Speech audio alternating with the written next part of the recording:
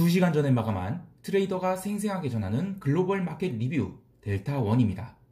오늘 처음으로 미국 시장이 음봉 행진이 멈추면서 어쨌든 강보합으로 마감했는데요. 유럽은 깨지 말아야 할 자리를 강하게 부러뜨리면서 하락을 해버렸고, 외국인들은 코스피에서 유난히 풋옵션을 며칠째 대량 매수하고 있고, 장기 국채는 깨지 말아야 할 자리를 계속 하향 돌파하고 있고, 달러는 이틀째 부러지고 있습니다. 이거 다 뭘까요? 증시는 항상 오버해서 움직입니다. 먼저 한참 앞서 나가기도 하고요. 나중에 뒤늦게 투매를 일으키기도 하죠. 그러나 지금은 정중동이라고 봅니다. 미국 시장 부양책. 마치 영국에 사는 사람들이 이 브렉시트 이야기 지겨워서 듣기도 싫어하는 것처럼 미국 시장 참여자들은 펠로시 할망구가 됐든 또람프 영감님이 됐든 문우신이 됐든 부양책? 야, 거의 좀 이제 대충 하면 안 되겠니? 이러고 싶을 텐데요. 시장 참여자들이 오늘은 옵션을 내던지기 시작했죠. 지치기 시작한 겁니다. 자, 이게 무슨 의미일까요? 오늘도 생생한 글로벌 마켓 리뷰 아시아장부터 시작해 보도록 하겠습니다. 오늘도 아시아 세션 땡 시작하자마자 나스닥 선물 포함해서 미국 지수 선물들이 위로 달리기 시작했죠. 아유, 진짜 며칠째인지 모르겠습니다. 부양책, 미국 본장 마감하고 나면 그날 밤에는 뭔가 극적인 타결 나오지 않을까 해서 그런 기대감들이 아시아 세션 딱 시작하자마자 선물 매수 막 해대고, 그렇게 시간을 보냈는데 그날 밤 0시가 되도록 하루 진행한 동안 아무런 이슈가 없죠. 그리고 또 롱 아닌가 줄이고, 그렇게 또 유럽 세션이 힘이 없으면 도루묵치고, 아주 지긋지긋한 흐름이었는데요. 어제 코스피도 조금은 이상한 흐름이었죠. 요 며칠째 계속 외국인이 풋옵션을 사 모으고 있는데요. 이 제 기준에는 이 외국인이 풋옵션을 사는 거는 단가나 변동성을 고려하면 굉장히 비싸게 사고 있는 거예요. 물론 항상 외국인이 맞다 할 수는 없습니다. 그런데 기본적으로 외국인이 이 투기 포지션들은 하루에 모든 포지션 잡는 게 아니에요. 며칠 혹은 심하면 한 1, 2주일 동안 계속 이 미결제 약정을 싸웁니다. 그렇게 모은 미결제 약정 포지션을 옵션은 그대로 두고요. 선물 포지션을 롱을 갖고 있으면 그걸 강하게 어느 날 잡아서 숏으로 돌립니다. 그리고 현물도 때리고, 그러면 이제 옵션은 그동안에 풋옵션 갖고 있는 게 계속 평가 손실이었다가 한 번에 다 평가 이익으로 바뀌죠. 그리고 선물은 롱을 다 숏으로 꺾어버려서 선물대로 이익, 현물도 이익, 옵션은 엄청난 이익. 그런 식으로 지금은 제 기준에는 외국인이 이 코스피 2250선까지 밀어버릴 수 있는 그런 포지션을 구축하고 있는 것으로 보고 있습니다. 근데 문제는 항상 외국인이 시장을 맞추거나 또 조종할 수는 없다는 겁니다.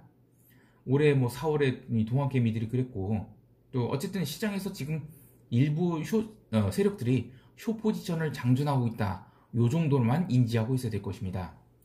장중 흐름을 얘기하면 이 코스피 옵션 시장은 변동성이 죽지를 않았어요. 시장도 너무 민감해서 이 투기적 포지션을 좀 잡으면 바로 시장이 반응을 하고요. 한마디로 이 시장 주인이 이 돈 10,000원짜리 왔다 갔다 하는 것까지 지금 전부 다 세고 있다는 그런 느낌이죠.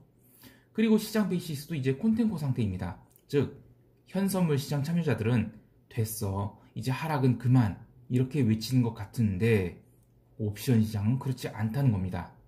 근데 어쨌든 오늘 미국 시장에서 변동성이 와장창 빠져줬으니까 내일 코스피 시장에서도 변동성이 하락할지는 한번 지켜봐야 되겠습니다. 일본 시장은 의미 없었고요.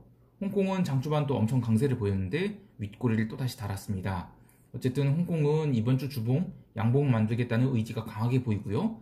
대신에 속도는 조절하겠다는 메시지가 보였습니다. 자, 이제 유럽 시장 가볼까요? 유럽 세션에서 어제에 이어 또 유로화가 올라왔습니다. 아예 제법 가속도가 붙어서 올라왔죠. 양봉 4개가 연속으로 떴는데요.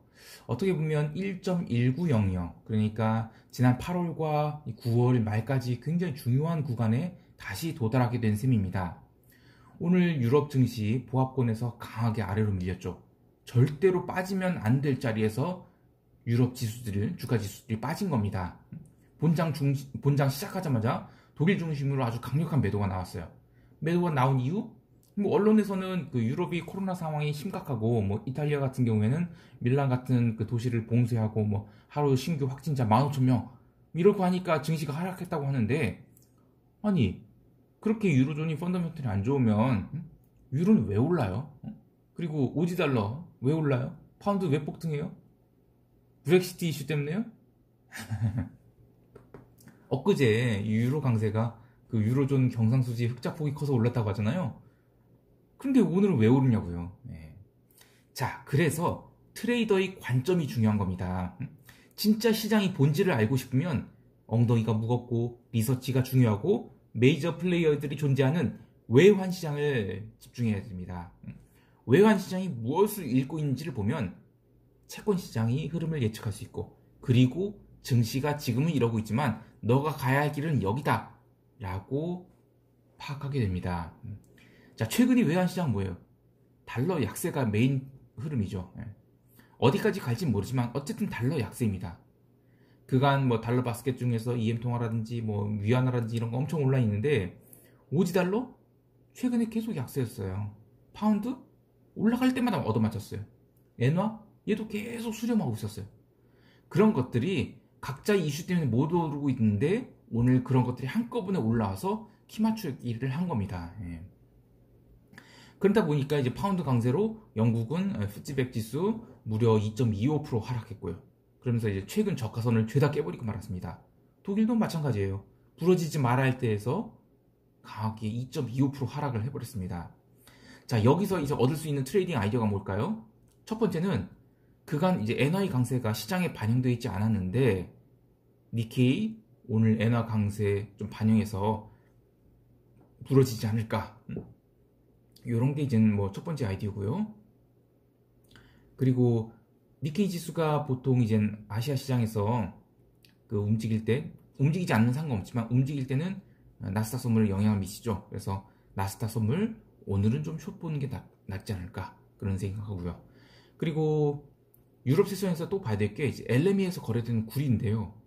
이게 그 유럽 세션 끝나고 톤당 7,000달러를 넘겼어요. 보통 이제 이렇게 중요한 포인트 피겨, 그러니까 중요한 가격대에서 여기는 이제 저항이다 라고 생각하시는 분들이 있을 텐데요. 아닙니다. 커머디티는 일단 돌파해버려요. 돌파했다가 내려옵니다. 따라서 내일도 구리는 강세 예상합니다. 그리고 이렇게 커머디티가 뭐 개별 이슈로 강세하고 나올 수도 있지만, 저는 지금 이게 달러 약세에 기반한 것으로 보고요. 그리고 10년 국채금리